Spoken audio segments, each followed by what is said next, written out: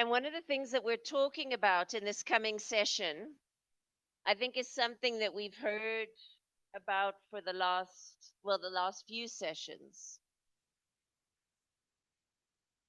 The session now is about housing PPPs at the town center. And I think the thing that struck me so much from the presentations we had earlier today is that we have so many disparate groups in the room. We don't often talk to one another. We have members of government, both officials and politicians, of DFIs and NGOs and facilitative organizations. We have the private sector. The private sector is traditionally, that is what makes up the African Union for Housing Finance.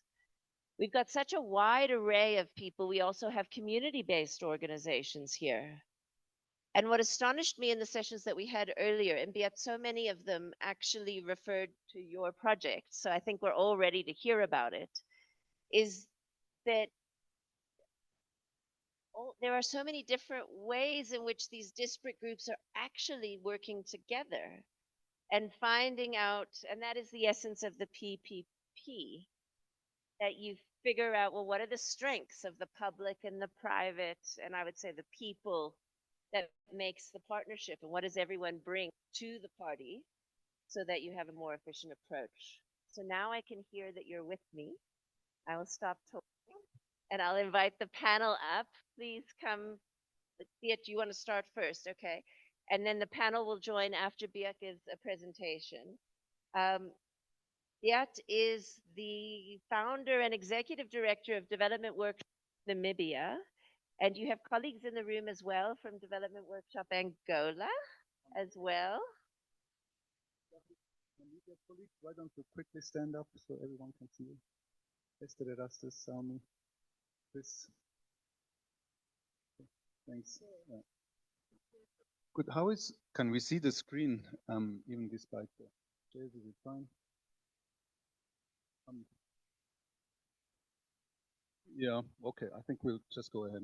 Should be fine. Right. Okay, good afternoon, everyone. It is really a great pleasure to be here today. And before we go into the panel discussion, I would like to introduce to you the organization I work for, Development Workshop Namibia, and also that one program we're implementing here in Namibia, one of the two flagship programs, and that is Housing for All. First, a bit about our organization. Development Workshop Namibia was founded in 2016. We are part of a worldwide network of development workshop organizations. And we are an development specialized NGO. So we focus on housing, on urban infrastructure, early childhood development in slums, informal settlements. So that's kind of our core business. So when we started in 2016, the first thing we did an assessment on informal settlements, and that resulted in this book that you see here. I think it was in the pack that you received. And it is the results of that book that led us towards the development of the program that we today call Housing for All. And we're going to watch a short video clip now, 5 minutes, use that program to us, and I will then continue with a few.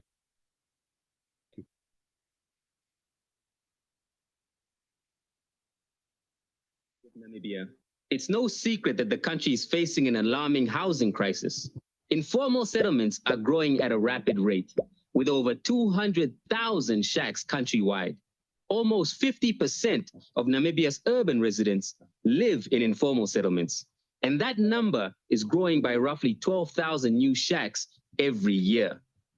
Life in these informal settlements is far from easy, with access to essential services such as electricity, water, and sanitation often being unavailable.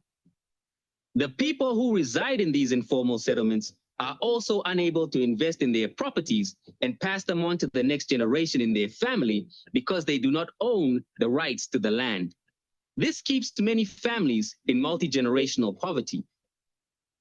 So the issue at the heart of this problem is a lack of affordable land for housing. And this is exactly the issue that Development Workshop Namibia, or DWN, is solving on a daily basis. DWN is a Namibian not-for-profit charity trust that is working to make land for housing affordable and accessible to those in our society who would otherwise end up in informal settlements. This is being achieved through a program called Housing for All. Housing for All is an initiative to provide low-cost land for housing in Namibia. The program supports government and local authorities to provide planned, surveyed, and minimally serviced plots at a cost that the most vulnerable in society can afford. DWN also provides support to the families to help them build their homes, which includes facilitating access to finance through the FNB Home Ownership Program and facilitating building workshops. Here's a step-by-step guide of how the Housing for All program works. DWN partners with local authorities to develop the land for low-cost housing. They plan, survey, and service that residential land to make it accessible for those in need. The prices of these plots typically starts as low as 15,000 Namibian dollars. Individuals looking to be allocated one of these plots register by filling in a form at their local authority. Client registration can happen in two ways, either from a waiting list maintained by the local authority or by individuals registering directly with the DWN local office. The local authority reviews the list to ensure clients don't already own a property in the town. Approved clients can then be registered by DWN and make plot payments over 12 to 24 months. Once the plot has been fully paid off, the applicant is allocated their plot and can start with home construction. DWN then provides the plot owners with training through workshops on how to successfully manage the construction of their homes, building plans, and how to access finance through the FNB Home Ownership Program. So, what advantages can you expect if you participate in the Housing for All initiative? Firstly, you receive your plot with a title deed, ensuring home ownership and security. You can build your dream home knowing that nobody can take it away from you. Secondly, the investments you make in your property can be passed down to your children and family, securing their future. Thirdly, because it's formal housing, you will have to pay taxes on it. But this also means you receive essential services in return, such as water and waste removal, which will improve the quality of life for you and your family. And lastly, housing development contributes to the overall country's economic growth. We've done enough talking. It's time for you to hear from a beneficiary of Housing for All directly, whose future has been reshaped by the program. Naranje ongai hilde amnyera. Handirongo mostora onga assistant shop.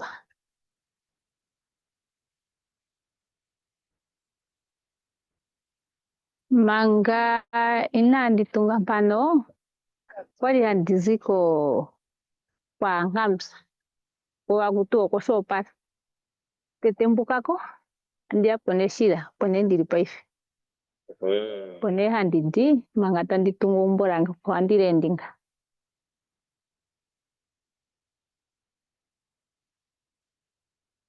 Ae, kwali kepuno kanji wohi akapombo no meo ponga ageti mara kanji wohi akapombo ka Orusheno. rusheno kapunasha.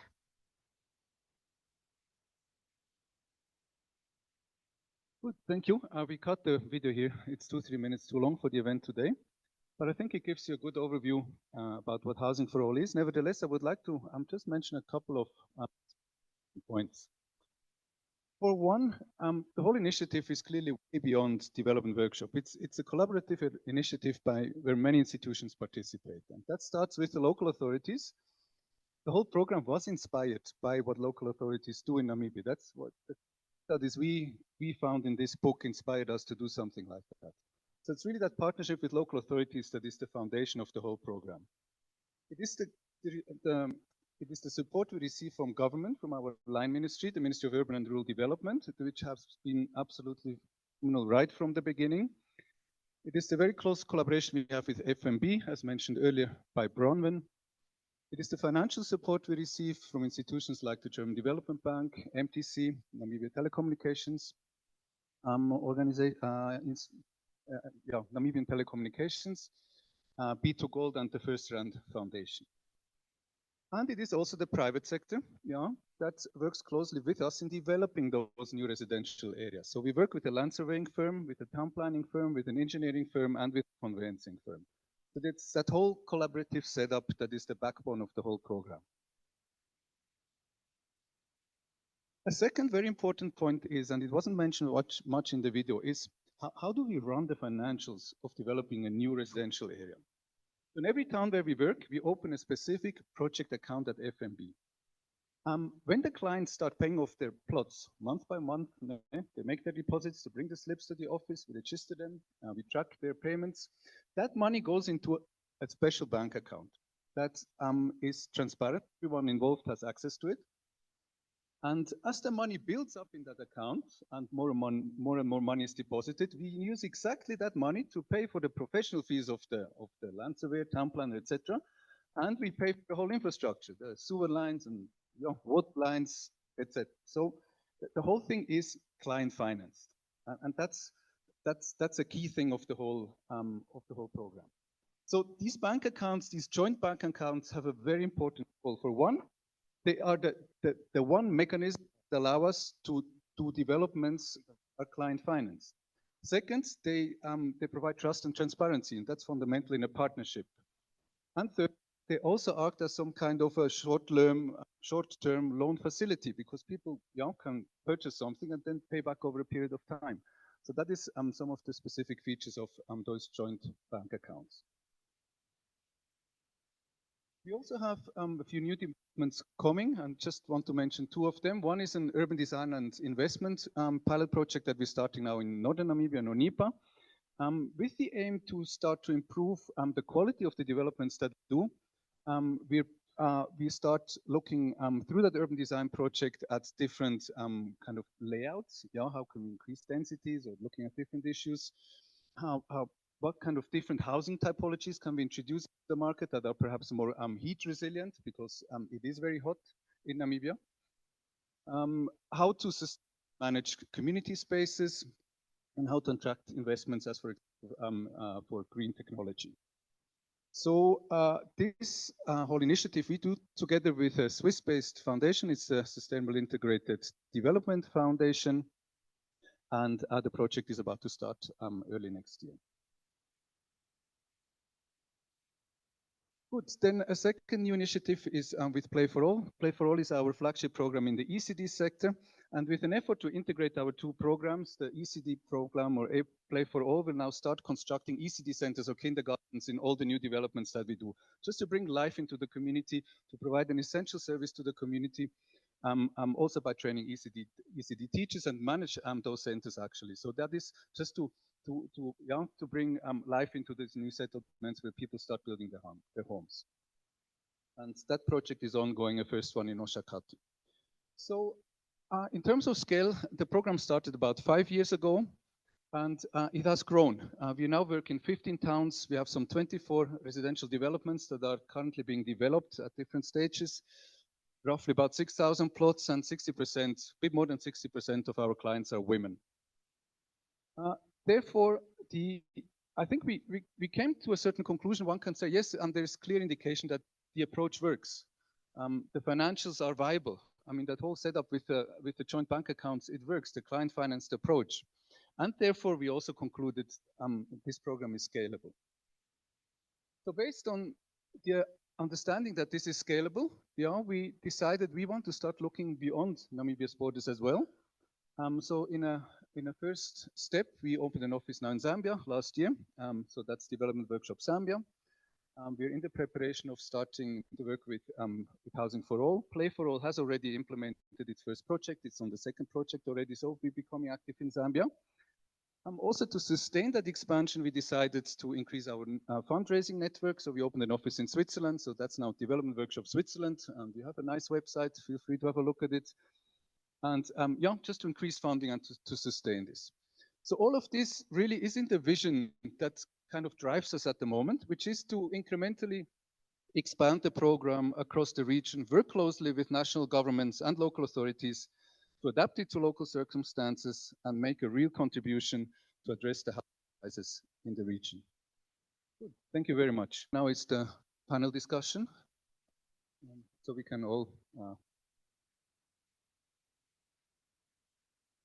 Good afternoon, everybody.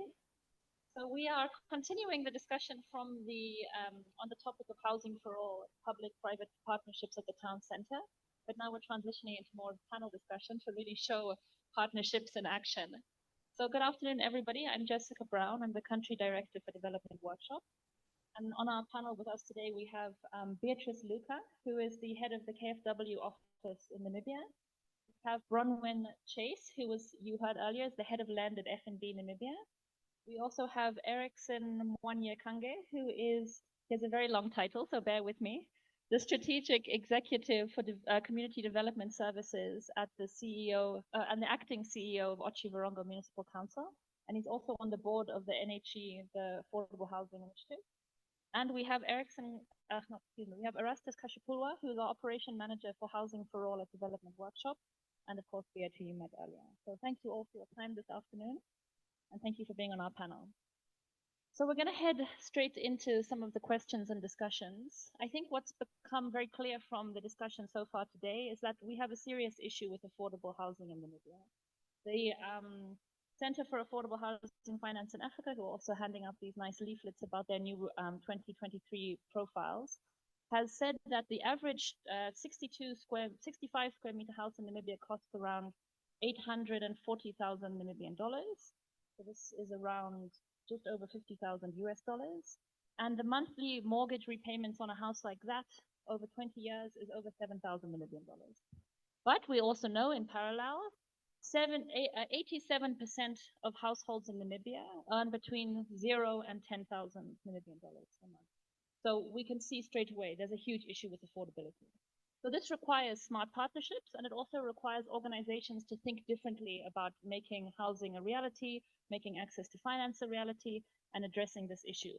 So I'd like to hear from all of the partners on the panel today, how they're looking at this a bit differently. So I'm going to start with Beatrice from KfW and ask, from the point of view of KfW, the German Development Bank, how are you thinking about this issue? Thank you so much. Yeah, it's an honor now to energize you all after our lunch and get this hall a bit energetic again. I will try my very best. Yeah, how does KfW, the German Development Bank, see this huge challenge? Maybe allow me 1 minute to go back a bit into the basis as we see as representatives from the German government. Housing as, let's say, the basis of security and stability for individuals or for the family.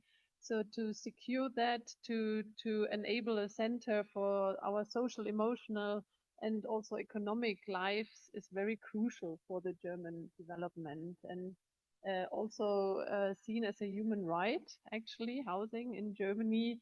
The German government in the 90s, early in the Namibian history, let's say, started with the support of this important sector. So I think in 1992, Germany, through KfW, supported a very big housing program that enabled over 10,000 people to move into their new homes and to begin, let's say, a different lifestyle at that time.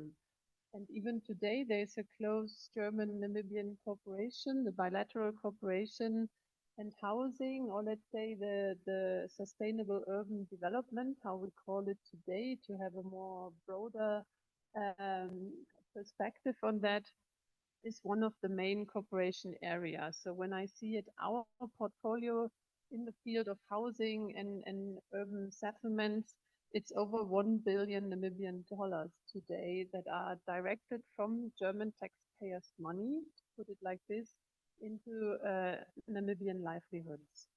And to address just very briefly the challenges you mentioned, yeah, we think actually that access to land and land rights is one of the crucial, or are the two crucial challenges, and we do everything that we can to support these these accessibilities.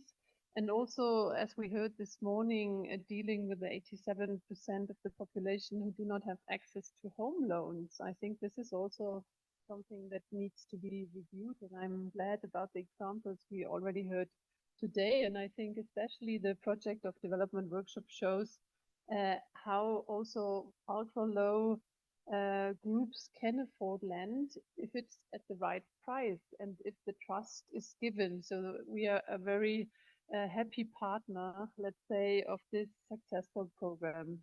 And in the end, maybe addressing my neighbor on the left-hand side, I think land is not worth a cent if it's not a serviced land. So if you do have water, if you do have a waste collection, so we also support the town council, the local communities to provide serviced land. Thank you so much. Thank you very much. And then to ask the same question to Bronwen, so I think we touched on this a bit earlier, but we would like to hear a little bit more about how SMB are thinking about this and some of the innovations steps you're taking to address the issue.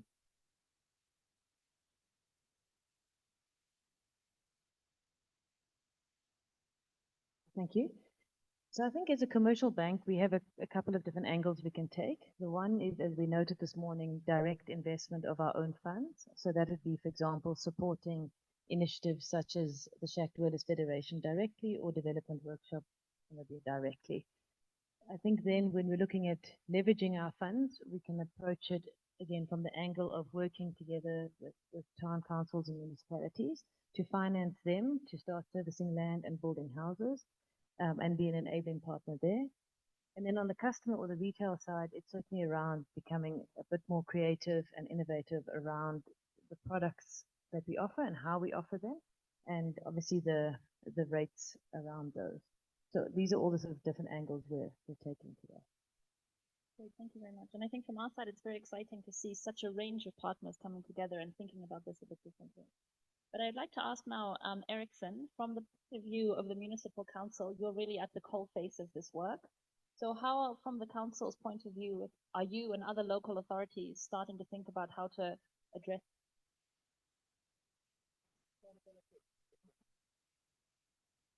No, thank you very much, Jessica, and thank you for participating here. I want to maybe begin by joining my colleagues from PSW.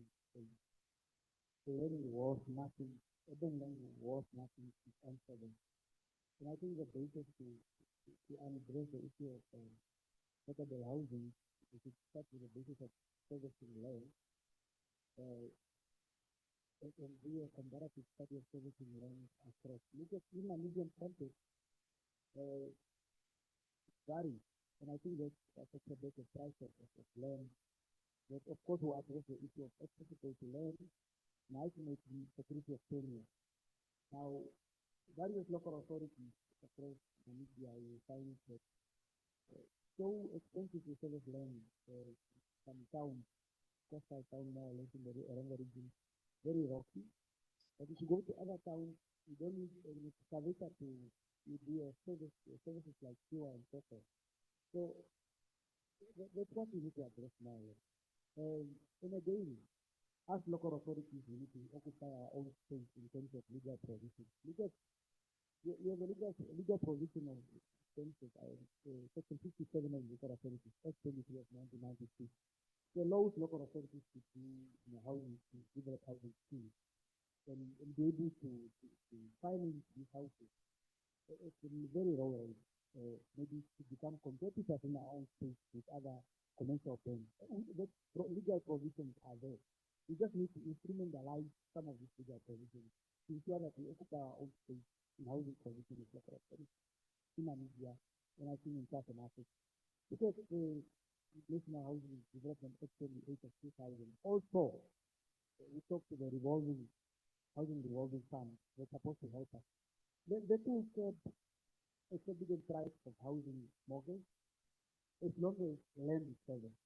So the basis of local, of course, development partners like KFW coming to support servicing land and self-servicing program also that help us. And I think developing initiatives of developing workshop program where you find professionals are coming in to assist in a very good rate. And what the initiatives of developed of the Self-Development Federation of Namibia of self-help or by servicing land, that to reduce the issue. So we need to address the issue of servicing land servicing so that we can easily occupy our own space by housing development. I'm happy to also announce that, maybe to also inform that, and I'm one of the core proponents, or I'm one of the core promoters for other building materials, and I'm happy to see one of our local industry producers, Mr. Herb Sarata, in attendance, our own global polymer industry from Barongo here. That also brings about an alternative material supply. What is it that we don't want to say alternative and other options that we can explore and do a comparative analysis of building materials to realize as to what would be the best model to put up a house for the homeless. Thank you so much. And I think this is also very interesting to think about that. One of the new ways of looking at it is to focus on almost a step before the house. So focus on that land affordability and service land. I think it's a very good point that we also need to set all different models to address the size of this issue. But we've now spoken about from the point of view of funders and partners and from the local authority itself. But Erastus is our operation manager. So Erastus, I think it would be very interesting to hear from you in terms of how we're actually doing it and what this work looks like, how you think about this approach that we're taking BW. Yes, thank you very much. I think from our side, one thing that the first thing that we needed to consider was providing service land with title, because we noticed that in order for us to really get to the target of this, so these are your top vendors, your katana sellers, the petrol shopping. The moment that we are involved, let's say, in the substructure, becomes very unaffordable for these people. So we are not involved in the construction of houses in this income group because it becomes too unaffordable. We only try to provide an enabling environment for them to actually carry out their home construction. So we do this through the building workshop. So it's a very small building workshop that we carry out together with the local authority building inspector, whereby we explain to client how to actually manage a small construction process, thereby also cutting out the middleman, which is a contractor, because I think the profit margins in this sector should be very low because these are low-income earners. Also through providing financing mechanisms, such as through the SMB home ownership program, whereby you have people that, I think an earlier speaker was saying they're unbankable. Now you're actually making these people more bankable through this project because these people have proven that they can actually service these loans that they're able to actually pay off or plot within often. Great, thank you so much. Good, so I hope the room is starting to get a bit of a feel for the work we do, and we'll be going into more detail, of course, with the follow-up questions. But I think one very exciting point about making affordable land available is that you're reaching this lower income group. And like Erastus said, you can then build incrementally. So when we have these informal settlements where people don't have land tenure, there's no opportunity for them to invest in the families to put pool funds, build one structure, and then add on to it. And I think what's also exciting about the building plans that we mentioned is that the plans are designed in such a way that an additional room can be added. So you're giving people an opportunity to start with something, incrementally add on, and before long they're extremely bankable because they have a land, they have a house, they have collateral. So we're shifting people into this cohort of bankability. Great, but now we'd also like to talk a little bit about some of the dynamics that we're seeing in our towns in Namibia, and I think it's a trend that we're also seeing across Southern Africa. Rapid urbanization, and climate change is only exacerbating it. We're seeing loss of rural livelihoods, so there's absolute flock to cities. And I think everybody who's working in towns and cities and in ministries of rural and urban development will be able to attest to the fact it's very hard to cope with this rapid influx of people. So what we're seeing is this big shift in our demographics. It's estimated that by 2025, 60% of the population will be urban in Namibia. And at the moment, we're already seeing that almost 50% of our urban population are living in informal settings. So this puts huge strain and pressure on the local authorities, on the town councils, municipalities. So again, Erickson, if I can come back to you and ask you just expand a little bit on some of the challenges that you see at the municipal level in Chivurongo, and also what are some of the needs that you have around responding to this rapid urbanization?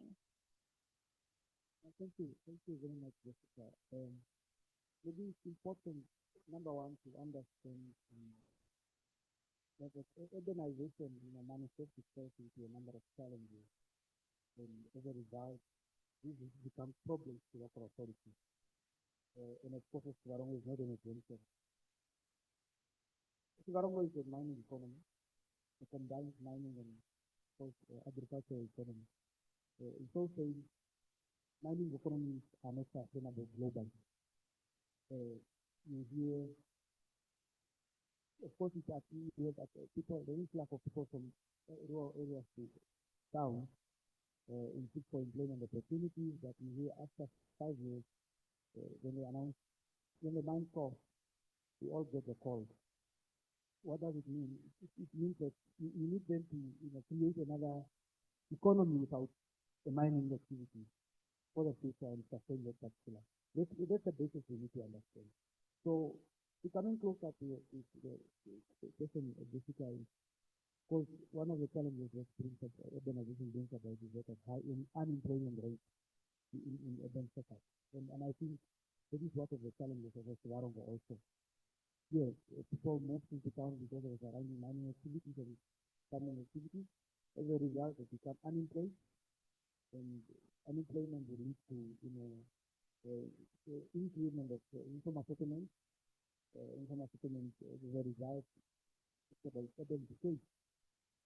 Those are big critical challenges that we are dealing with on a daily basis. But comparatively also, yes, we are saving a population about 45,000 residents. At most. And I think that alone, being about some challenges, endemic challenges that the city has to deal with, that the municipal council has to deal with. Now, the provision of services, basic services, amenities like water, sewerage, electricity, and roads, we need to expand. But remember, and I'm happy to announce, we did a socio-economic survey study somewhere in 2021 to understand the socio-economic status of our residents. The outcome of that study reveals that at least 67.7% of our population lives in the informal sector. And that, it's better. And of course, there are needs and aspirations are that. Number one, security of tenure. Two, basic amenities of sewer. Luckily, we're proud to say most of our informal sector settlers have basic amenities of water and electricity. So we need to go further and give them sanitation. And I think that's where development sectors come in to support. And those are, we join hands with particular organizations like GWM to make sure that our residents have sold those particular services. It's so, in Africa, a comparative study in Africa, I had a opportunity to visit, and I'm happy, like, there are colleagues here from Nairobi, Masomoni, informal settlement of Nairobi, where you have to deal with quite a number of people and see we manage. And I think that's where we are going to, in Kibera also.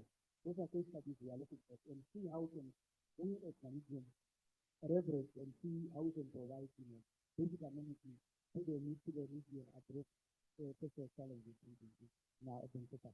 Most important, those are issues that we need to deal with on a daily basis.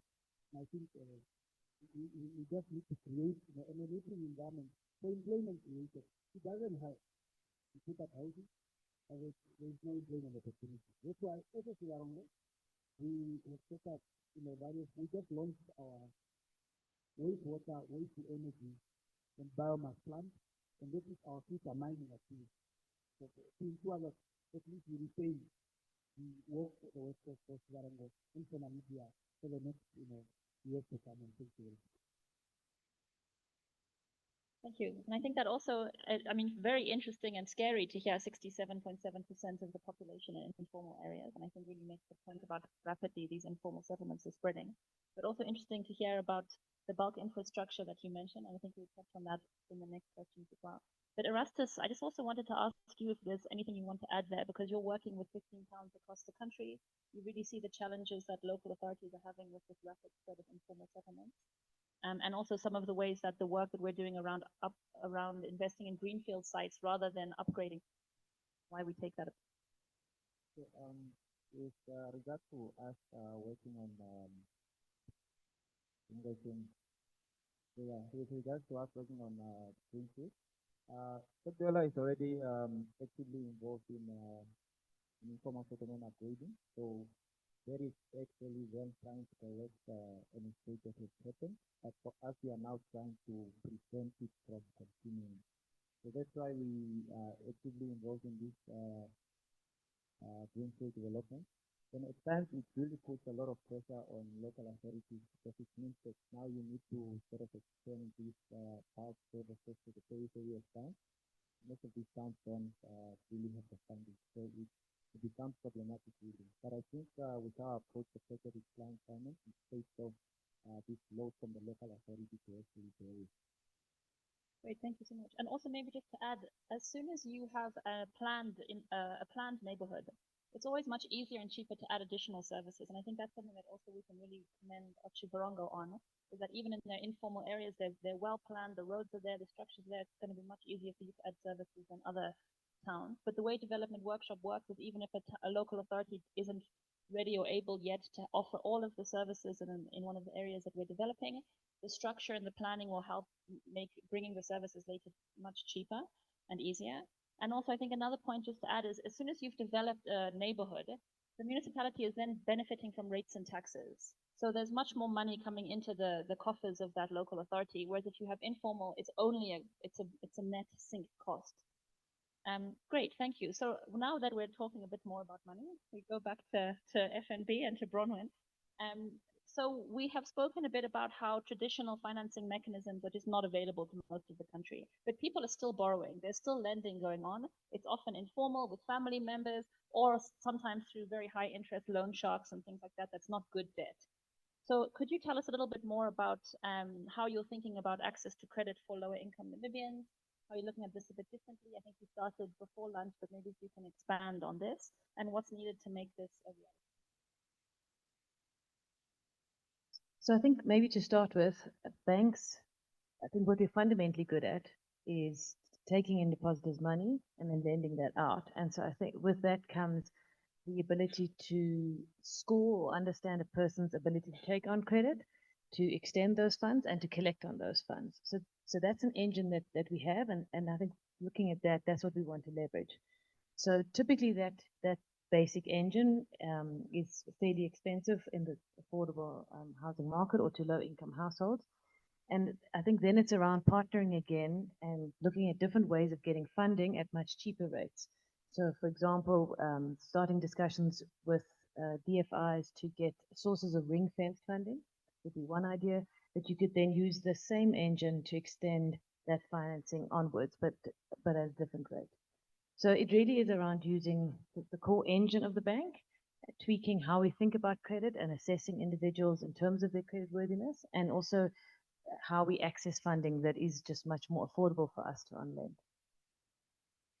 Thank you. Beatrice, would you like to add anything there? Okay, yeah, no, I think especially when it comes to credit, the most important thing first is financial literacy. But we have noticed that a lot of people don't know what that is. Okay, a person gets a job, what's the first thing that they do? They maybe go to iStore, get an iPhone. It's the first thing that they do, or maybe get a game card. So it's very much important to really educate people, especially people in the informal settlement, just for them to actually get to a point whereby they are actually credit worthy. And I think with the FNB home loan, I mean, this package that we are doing together with FNB, it also allows people that once you borrow the 50,000, then you pay off 30%.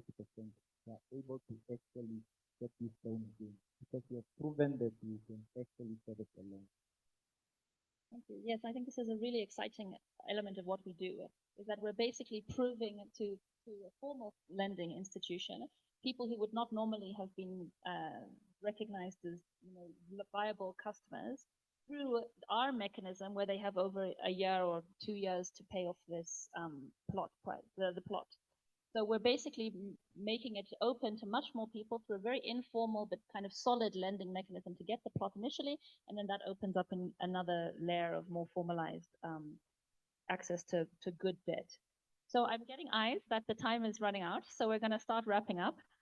We just have one last question, so I would like to ask towards KfW initially, but just to frame it a little bit. So as Beat mentioned in his presentation, our lowest plot price is around 15,000 Namibian dollars, and if people have a year to pay it off, they're paying off just over 1,000 a month.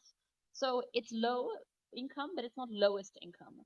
So we would like to still think about what more can be done to try and reach the lowest cohort of household income in Namibia to make access to affordable land a reality.